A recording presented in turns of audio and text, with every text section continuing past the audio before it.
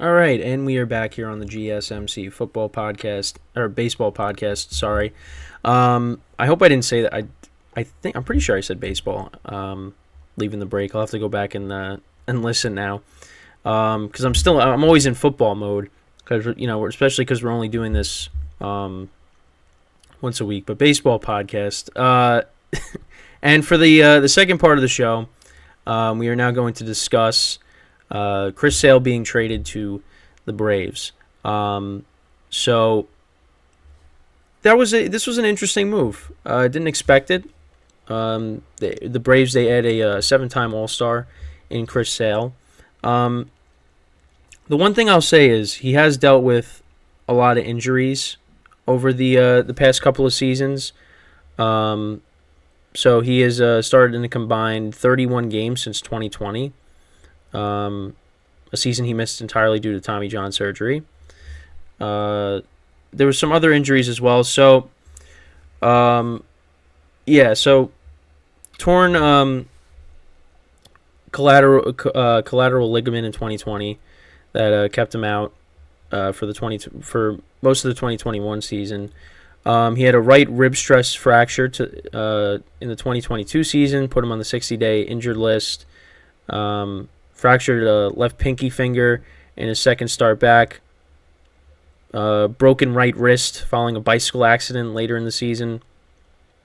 Yeah, he's had a lot. And actually, I think the pinky finger injury. I think I was at that game because that was the last game before the All-Star break. The Red Sox were playing the Yankees and Sale was starting. And yeah, I think it was that injury. But yeah, it's been through a lot of injuries. But you know what? When he's pitched, I'm not going to say he's been great, but like he's been decent, I would say. Well, let's look at his let's go look at his numbers over the last couple of seasons.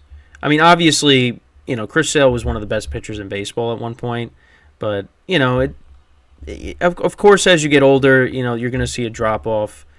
So we'll go back.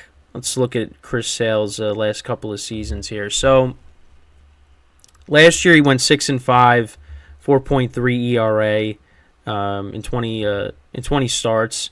ERA is a little high, of course, but again he had some decent starts in there. The year before that, only 2 games.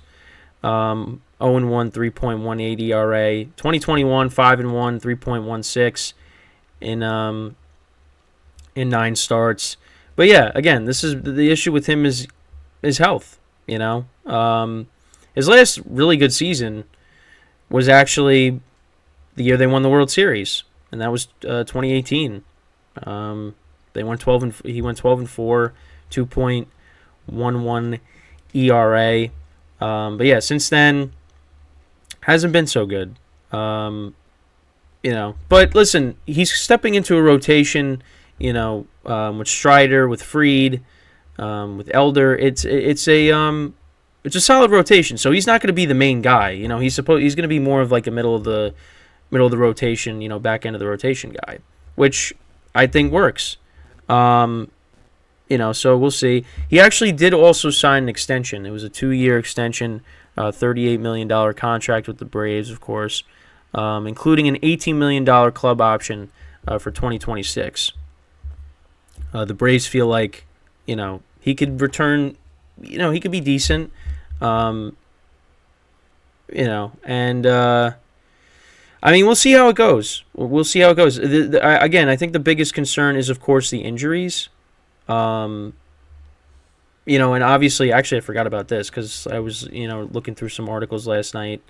There was also like that incident he had with like I think it was with the White Sox, right? With their uniforms.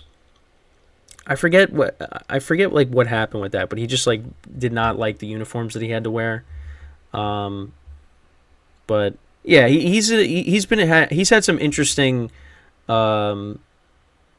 incidents that have occurred over the course of his career too, off the field.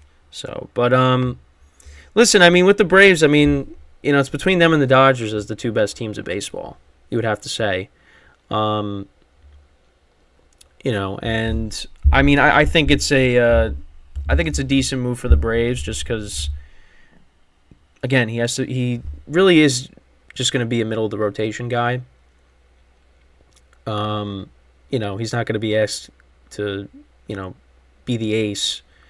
He doesn't have to be, because they have the guys ahead of him that can do that. So, we'll see how it plays out. But for the Red Sox, I mean, this is also like a Red Sox topic too. But they got in return of Vaughn Grissom, who was looked at as a supposed to be a good player for the Braves, but they kind of just moved off of him. So we'll look at his stats. Pull that up on a good old Baseball Reference. So, last year, 23 games, 21 hits and 75 at-bats, no home runs, 9 RBIs, batted .280, 313 OPS, 347 slugging, 659 OPS. Well, 313 on base. Well, what did I say? Did I say OPS before that? I think it was a 313 on base percentage. That's what I meant to say if I said OPS. 659 OPS, 78 OPS plus. That was in 23 games. In 2022, 41 hits and 141 at bats. No home runs, 5 home runs, 18 RBIs, 11 walks, 34 strikeouts, 291 batting average, 353 on base percentage, 440 slugging, 792 OPS, 119 OPS plus. So that's what the Red Sox are getting there. He's a middle infielder. So, but I don't know what the Red Sox are doing. I feel like they can, I don't know they're adding Lucas Giolito. I feel like they got to do something, but it doesn't. I don't know what else they could. There's still free agents out there. They're looking to add. I know they had interest in Jordan Montgomery, but I just don't know what their plan is. I remember I did the video on Heim Bloom and, how, he was the main guy behind trading Mookie Betts, and, they let a lot of these guys go. They let Bogarts go, and now all of a sudden, and again, they were a competitive team last year. It's not like they were, one of the bottom teams. They were competitive, but this is, they were in a World Series contender. They were a team that wasn't going to make the playoffs. I don't know what their plan is. It really is curious. It really makes you wonder what they're doing. And people are saying they're acting like a small market team. Yeah, they're not. They're a big market team. You signed Devers to that extension, and build around him. I don't know. It's, signing Lucas Giolito, you're signing a pitcher that's just going to fill a spot in the rotation. That's not, is he going to be a game changer? I don't think so. Especially with how he pitched towards the end of last year. So, the Red Sox have had an interesting offseason. But I think it's, like I said, I think it's a decent move for the Braves. They're taking a little bit of a risk just because Sale's been injured. Has dealt with his injuries over the course of the last few years. But, again, he's not going to be the main guy of this rotation. He just has to be, middle of the rotation, back end of the rotation. That's what he has to be. And I think that works. And especially, and you know what, the Braves can take the risk because they're one of the best teams in baseball, if not the best team in baseball. At least on paper, of course. Because remember, they didn't win the World Series last year. That belongs to the Texas Rangers, their championship. Braves were the best regular season team. And they're trying to break through and, get back to the World Series, of course. And I think this definitely, helps them. I mean, they're loaded, at every position pretty much. And this definitely, they have one of the best rotations in baseball. And if listen, if Sale can be decent, I mean, yeah, that only helps him. So, but like I said, we'll see how it goes. It's just like the Braves.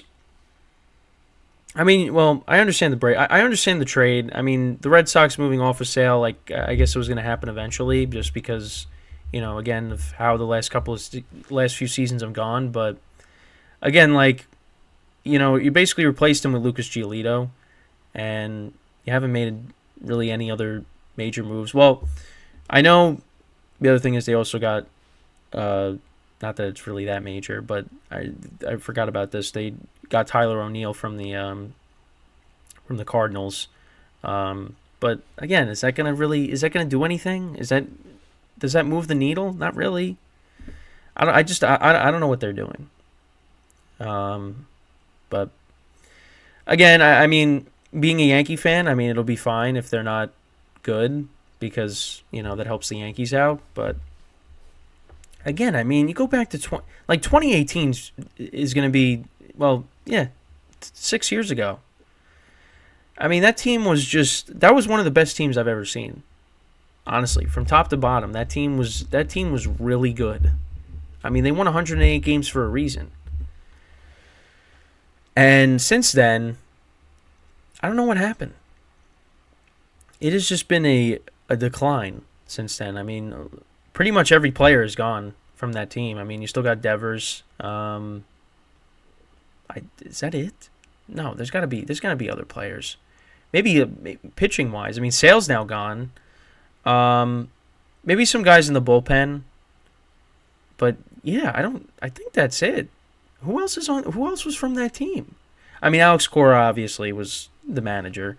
But yeah, I think pretty much every player is gone except for maybe somebody in the bullpen. Yeah, I don't. I mean, again, like I'm a Yankee fan, so I'm not gonna sympathize with Red Sox fans because watching them win championships in the 2010s was rough. 2013, 2018, 07. Didn't start watching baseball. I wasn't watching baseball in 04, so I don't remember any of that, thankfully. But it still hurts, even though I didn't watch it. Yeah, it's the Red Sox. Yeah, it's been rough, but hey, they've won championships a lot. They've won championships more recently than the Yankees have. Yankees haven't even got back to a World Series in years since I was in third grade. So yeah, I mean that's pretty much it when talking about this. But let me know what you guys think about the Chris Sale deal. How do you feel about it? Does this help the Braves? Does it hurt the Braves? I mean, what are the Red Sox doing? Just let me know. So before we go into our second break, I just want to remind you guys once again to tip or donate and get your comments recognized. Make sure to go to the following link. That is streamelements.com/gsmcsportsnetwork./tip. Again, that really helps the show, makes the show more interactive between myself, the host, and you guys, the viewers. Again, that is streamelements.com/gsmcsportsnetwork./tip. And as always, it is displayed on the ticker on the bottom of the show segment down below. So, when we get back from our second break of the show, we are going to talk about the recent news and rumors from the offseason, where some of these remaining free agents can potentially go. Pretty much what we've talked about for the last couple of weeks. But that is what we will get into when we come back from our second break of the show. So with that being said, stick around and we'll be right back here on the GSMC Baseball Podcast.